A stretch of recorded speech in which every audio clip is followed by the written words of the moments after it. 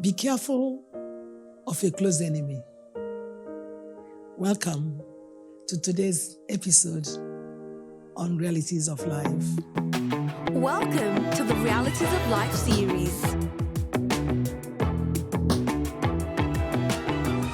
Welcome to today's episode. The topic we need to look at today says self-enemy. Well, you may be wondering the close enemy you have. It may surprise you to know that that close enemy is yourself. You can be an enemy to yourself, even without you knowing it. The book of Jeremiah 17:9 says, "The heart is deceitful above all things, and desperately wicked. Who can know it?" And because nobody knows it, your own heart can be wicked on you, and you may not know that your heart is playing wicked action on you because of ignorance. That is why you need to understand something today and guard against it. Desperately wicked, who can know it? Now listen to this story, because sometimes you begin to wonder, how can I be an enemy to myself? Many people are enemies to themselves without knowing. Suffering unnecessarily, looking for enemy outside there, looking for enemy within the house. You don't know that you yourself is your own enemy. Well, hear this. A man, I'm telling you a true story. A man came back. As he was coming back from work, you know what he did? He entered a mall and then went to the shop they sell fresh fish. He loved eating fresh fish. And so he bought a very big fresh fish. Came back to his house and said, "Wife, prepare pepper soup, a kind of soup for me with this fresh fish. I need to eat it." And the wife started preparing it. Before it got done, something happened and the son got him angry.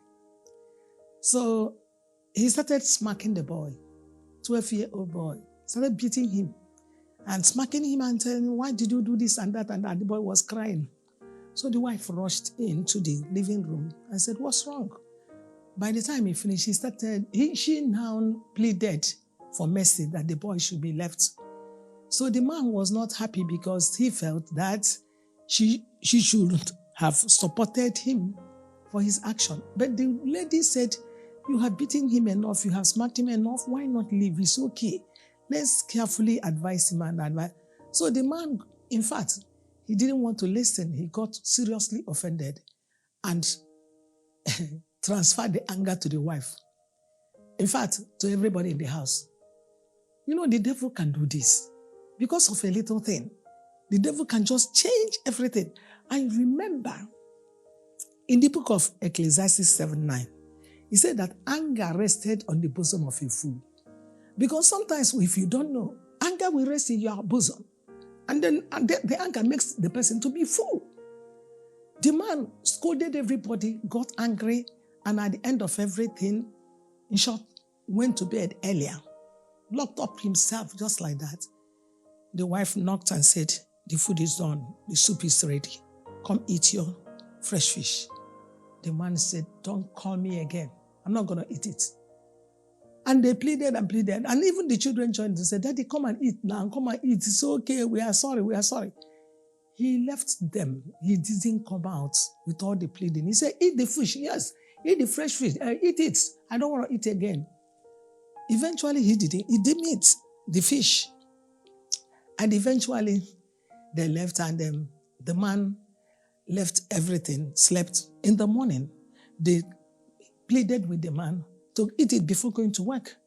The man said, "No, you see this fish, I won't eat it again. You people eat, since all of you are." And eventually he left and went for work without actually eating the fish. But because they didn't have light, there was this problem and the issue of not having enough light.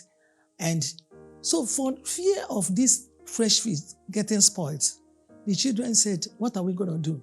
And so they were given the fish to eat. And they ate the fish and finished it. By the time the man came back in the evening and Nan got ready, bring that fish. Let me see. Then he was told that the fish has been eaten by the children. Jesus is Lord. He got angry. I said, what? What? But that was it.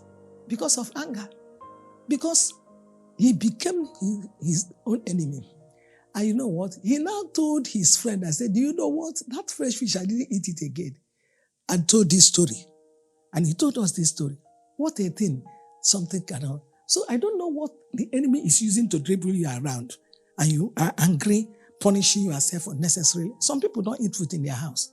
Once there is a little problem, they back up and stop eating.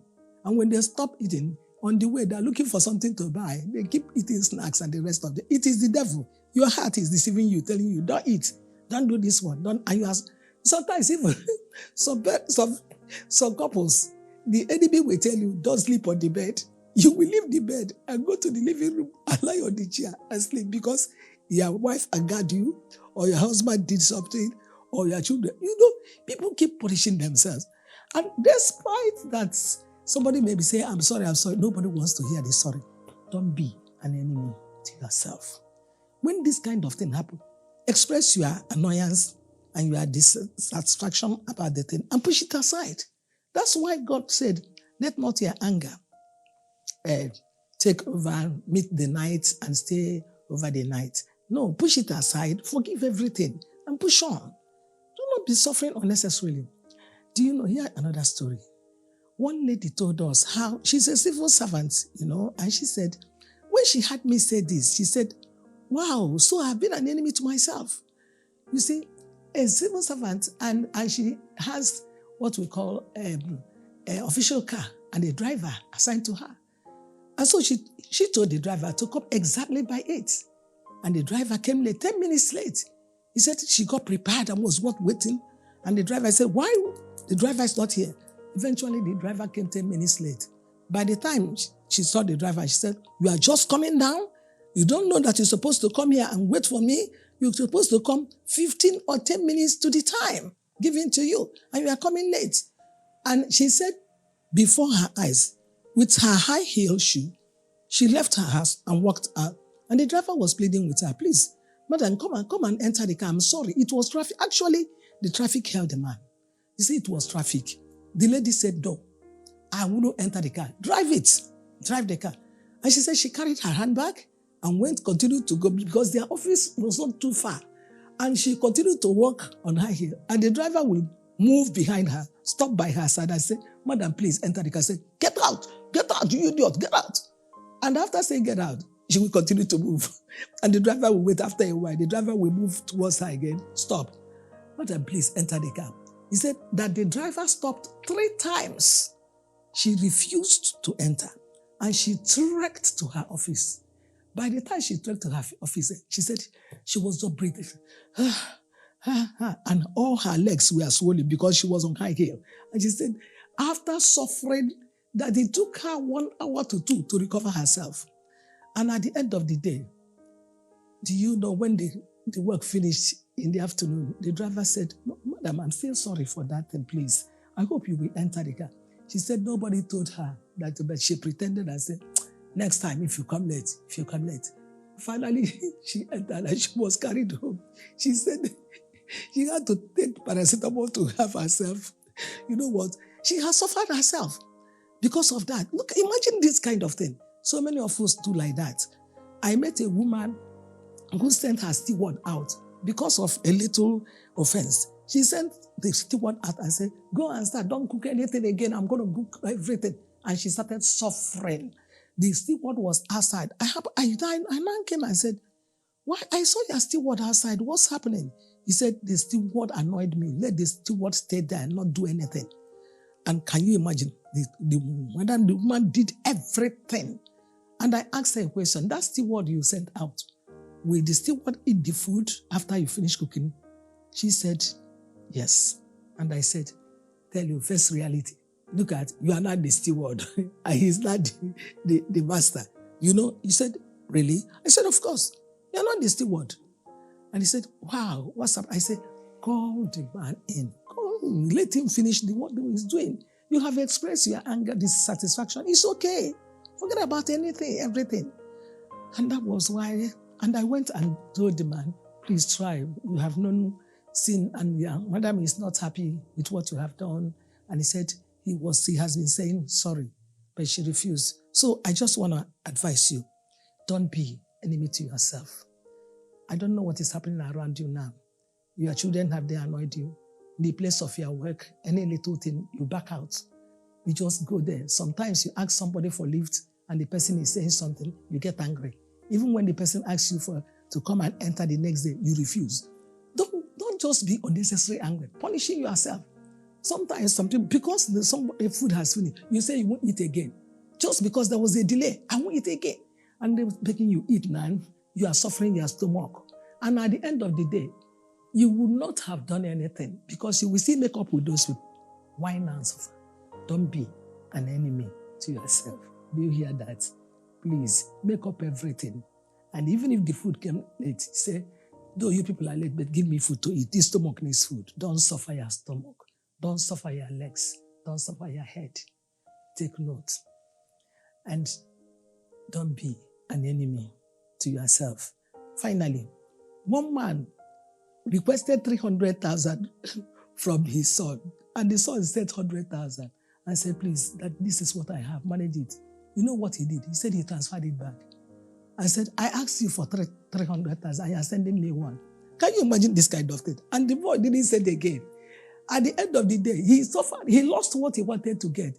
He would have taken the 100,000 and said, thank you for sending this one, but I'm trusting God that He will give you more money to send. Why the suffering? Sometimes we in fact, punish ourselves in the name of expressing annoyance. Is that your condition? Face reality of life. Everything must not go the way you want it. And when it happens, be able to condole it. Wait patiently and do it the right way. May God help you to understand what I have said. Don't be an enemy to yourself. Remember to subscribe. Remember to share and to like. I will see you same time next time. Okay? God bless you. We hope that you've been richly blessed by this episode of the Realities of Life series.